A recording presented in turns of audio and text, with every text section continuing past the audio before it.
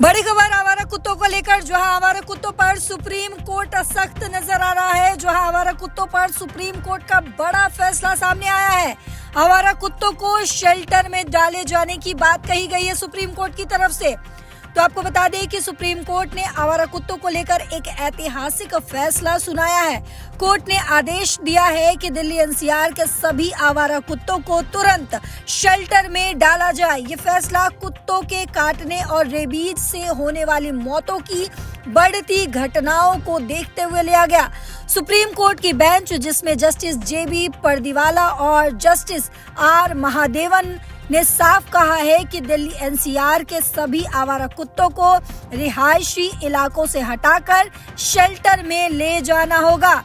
तो कोर्ट ने इस मामले में स्वतः संज्ञान ले लिया है। कोर्ट ने सख्त लहजे में कहा है कि इस काम में कोई बाधा डालने वाले संगठन हो या फिर व्यक्ति हो, उनके खिलाफ सख्त कार्रवाई होगी।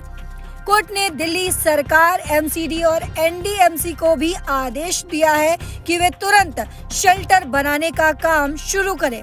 इन शेल्टर्स में कुत्तों की नसबंदी और टीकाकरण की व्यवस्था भी होनी चाहिए और साथ ही शेल्टर्स में सीसीटीवी भी लगाए जाएं ताकि कोई कुत्ता बाहर ना निकल सके। तो यह बड़ी कार्रवाई की गई है सुप्रीम कोर्ट की तरफ से, जिसमें स्वतः संज्ञान लिया है सुप्रीम कोर्ट ने।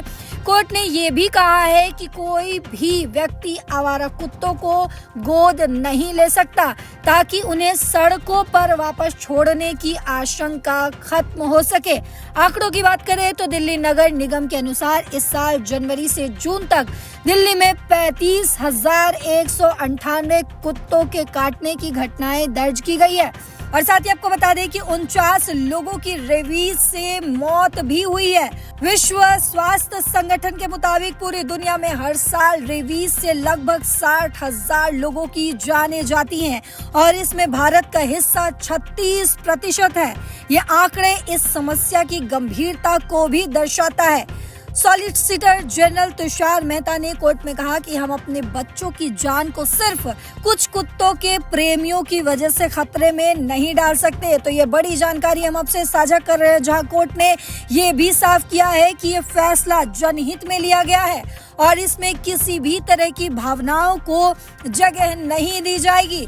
तो कोर्ट का ये बड़ा फैसला, जहां उन्होंने ये निर्देश दिया है कि रेबीज वैक्सीन की उपलब्धता की जानकारी और कुत्तों के काटने की शिकायत के लिए एक हेल्पलाइन शुरू किया जाएगा।